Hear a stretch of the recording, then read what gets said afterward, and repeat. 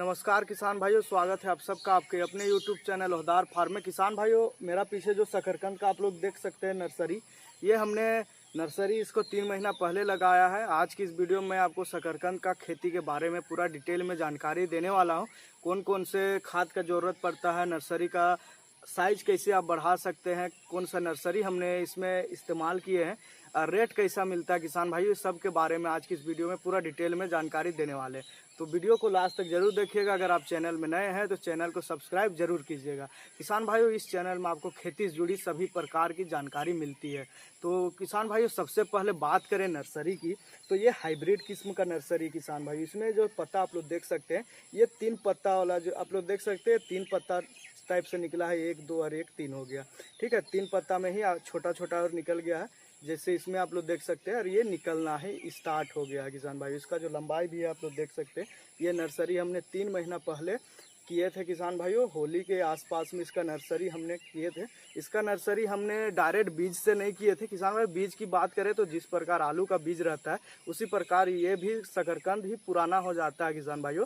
उसमें अंकुरित निकलता है, उसी टाइम से इसको लगा दीजिए और मिट्टी के ऊपर हल्का हल्का ढक दीजिए और फिर सिंचाई कर दीजिए। फिर इसका जो लता देख सकते हैं, ये उसी प्रकार से निकलता है। इसका मोटाई देख सकते हैं किसान भाइयों, ये अभी और ज़्यादा लंबा होगा।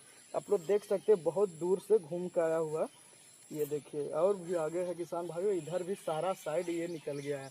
ये देखिए, पूरा लंबा लंबा ये लता हो गया किसान भाई। ये देखिए, इस टाइप से निकल रहा है किसान भाइयों। जो रेट की बात करें इसकी, तो ये जो सामान्य जो शकरकंद है किसान भाइयों, 10 रुपया अगर थोक में बिक रहा है तो ये 12 रुपया बिकेगा, उससे 2 रुपया ज़्यादा रहेगा। इसका साइज किसान भाइयों बात करें, जो नॉर्मल शकरकंद रहता है उसका मुकाबले इसका साइज भी बहुत ज़्यादा रहता है, मोटा रहता है उससे, और लंबा भी रहता है। किसान भाइयों, बात करें शकरकंद का खेती के बारे में, तो शकरकंद आलू के जैसा ही रहता है किसान भाइयों। जिस प्रकार से आलू के लिए बेड बनाते हैं, बेड जैसे बनता है, सेम टू सेम इसका भी वैसे ही रहता है। इसमें मीठा थोड़ा ज़्यादा रहता है। इसका जो आलू जैसे गोल रहता है, तो ये लंबा रहता है किसान भाई, इतना आसपास रहेगा, मोटा भी रहता है। तो आलू के जैसा ही रहता, कर सकते हैं आप इसका खेती अगर आप पहली बार कर रहे हैं तो। किसान भाइयों, ये आलू के जैसा ही रहता है और आलू से मीठा रहता है, इसीलिए इसको स्वीट पोटैटो कहते हैं। बाकी आप लोग देख सकते हैं, इसको उबाल करके खाने में और जो आग में इसको भून करके खाने में इसका टेस्ट अलग रहता है किसान भाई। फायदा बहुत ज़्यादा रहता है। किसान भाई, बात करें शकरकंद की खेती में, तो इसका जो उपयोग अगर आप कर रहे हैं तो आपको जो दिल का बीमारी हो गया, इसे बहुत सारा बीमारी हो गया किसान भाइयों, तो खासकर दिल का जो मरीज है उसके लिए शकरकंद बहुत ज़्यादा फायदेमंद रहता है।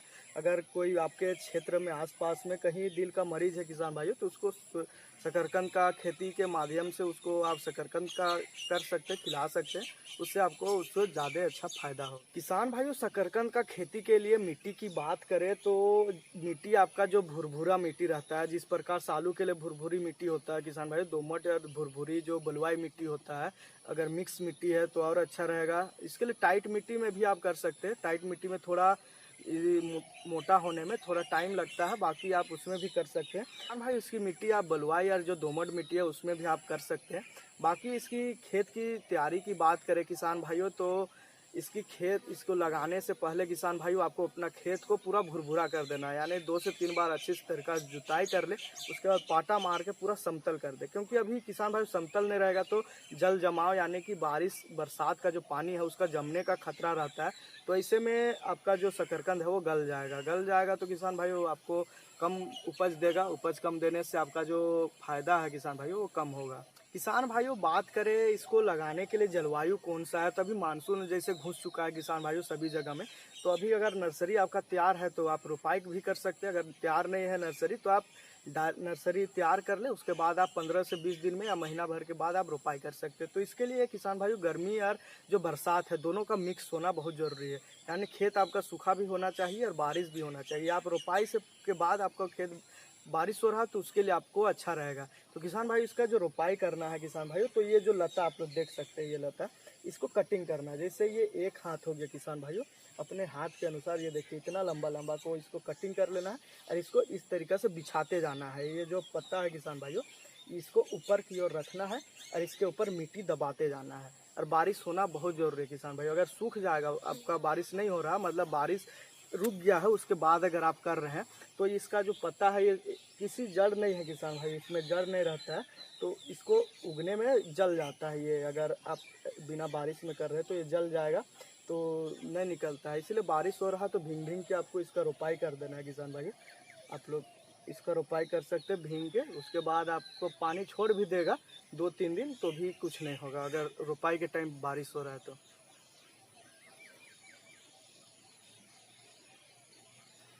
किसान भाई इसका जो वैरायटी की बात करें यानी कि इसका जो किस्म है किसान भाइयों, किस्मों की बात करें तो इसमें 3 प्रकार का किस्म रहता है किसान भाई। एक तो सफ़ेद होता है, एक तो लाल होता है और एक पीला रहता है। तो हमारे जो क्षेत्र है किसान भाइयों उसमें जो लाल और सफ़ेद है उसका मांग बहुत ज़्यादा है। पीला का मांग इधर है नहीं, यूज होता नहीं है तो उसको लगा के कोई फ़ायदा नहीं। ये जो है किसान भाइयों ये लाल है, लाल और इसका जो सफ़ेद टाइप सा रहता है किसान भाइयों, देसी जो रहता है शकरकंद उसमें सफ़ेद रहता है। ये तो लाल है। बाकी किसान भाइयों इसका बात करें, इसका जो कंद में जो मोटाई रहता है उस गुदा रहता है किसान भाई, उसी का ज़्यादा मांग रहता है। जो किसान भाई उसका जो तीनों साइज है उसका जो सिर्फ अंतर सिर्फ इतना है कि इसका जो कलर है किसान भाई, जैसे लाल हो गया, पीला हो गया और सफ़ेद हो गया, कलर का ऊपर सारा डिपेंड रहता है। इसका कंद का जो मोटाई है वो भी कभी कभी निर्भर करता है। किसान भाइयों बात करें इसका जो वैरायटी में जो पीला वाला जो है उसमें आपका एक भू सोना हो गया और ये एक ST40 करके एक आता है। आप दोनों में कोई सा भी ले सकते हैं, मार्केट में सारा वैरायटी आपको मिल जाता है। आपके ऊपर है, क्षेत्र के मांग के आधार पर ही आप इसको चुनाव रोपाई कर सकते हैं। भाई सफ़ेद की बात करें तो पूसा का जो सफ़ेद आता है, पूसा सफ़ेद करके वो आप लगा सकते हैं। बाकी श्री अरुण का आता है वो आप लगा सकते हैं इसका वैरायटी में। बाकी जो आपको मिलता है किसान भाइयों आप लगाइए और अच्छा मुनाफा कमाइए।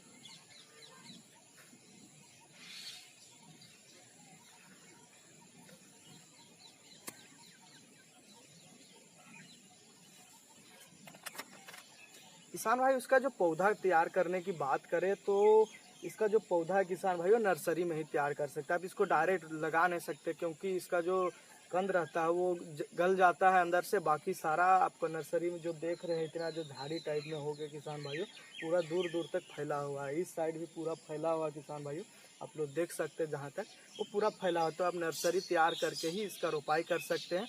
बाकी अब डायरेक्ट इसका रोपाई ना करें। नर्सरी की बात करें बताए आपको किसान भाई, कटिंग करके आप रोप सकते हैं। किसान भाइयों बीज की मात्रा की बात करें यानी कि जो बेल की बात करें, ये जो बेल हो गया ये लता हो गया किसान भाइयों, ये लता हो गया बेल बोल सकते हैं। तो इसका बात करें तो 1 एकड़ में आपका 250 से 300 1 एकड़ में आपका केजी में आ जाएगा इसका लता। सिर्फ लता ये वाला जो लता हो गया ये आप उसके आपका जो क्षेत्र है आप अपना एकड़ के हिसाब से आप ज़्यादा भी लगा सकते हैं, कम भी लगा सकते हैं।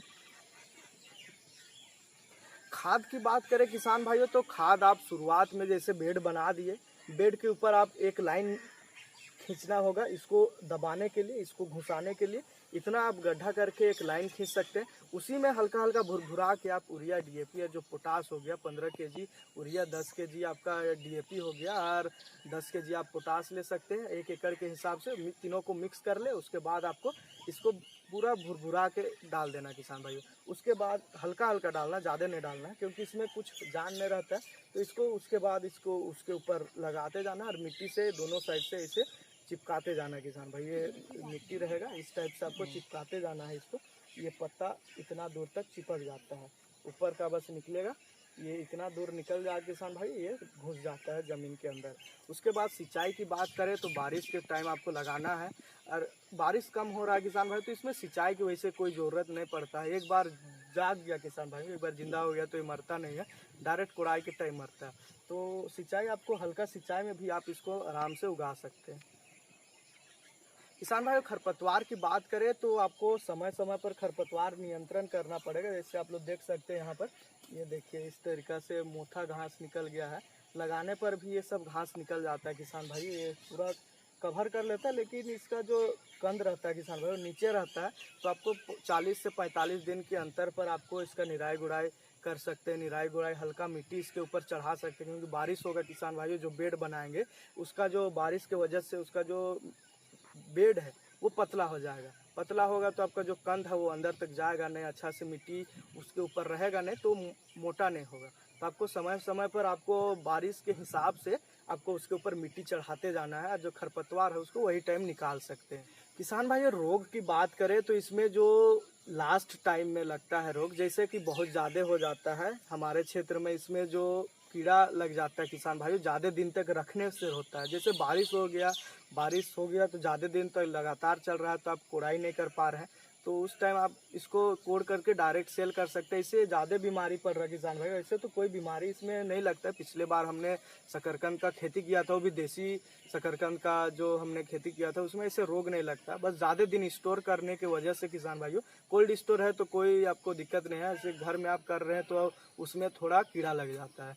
तो रोपाई के टाइम कोई खरपतवार आप निकाल रहे हैं तो ठीक है, बाकी रासायनिक खाद आप दे रहे हैं वो भी ठीक है किसान भाइयों। बस अगर आपका कीड़ा लग रहा है किसान भाइयों, बीमार हो रहा है, तो आप रासायनिक कोई भी दवाई स्प्रे कर सकते हैं, जैसे निमाड हो गया, नीम का हो गया, ऐसे आप कोई भी मिक्स करके मार सकते हैं। किसान भाइयों उपज की बात करें, ये 1 एकड़ के हिसाब से, 1 एकड़ में अगर आप शकरकंद लगा रहे हैं, ये वाला जो वैरायटी है किसान भाइयों, ये 3 पत्ता वाला वैरायटी है। एक होता है गोल वाला पत्ता का, इतना बड़ा पत्ता रहेगा गोल गोल, उसका अलग वैरायटी हो गया, वो हमने पिछले बार लगाया था किसान भाई, वैसे रिजल्ट नहीं मिलता, लेकिन हमारे क्षेत्र में ये वाला जो वैरायटी है इसको बहुत ज़्यादा इसका मांग है। ये 2 रुपये ज़्यादा रेट में भी मिलता है, जैसे वो 10 चल रहा है तो 12 मिलेगा, 14 मिलेगा, 2-4 रुपये का ऊपर मिलता है किसान भाइयों।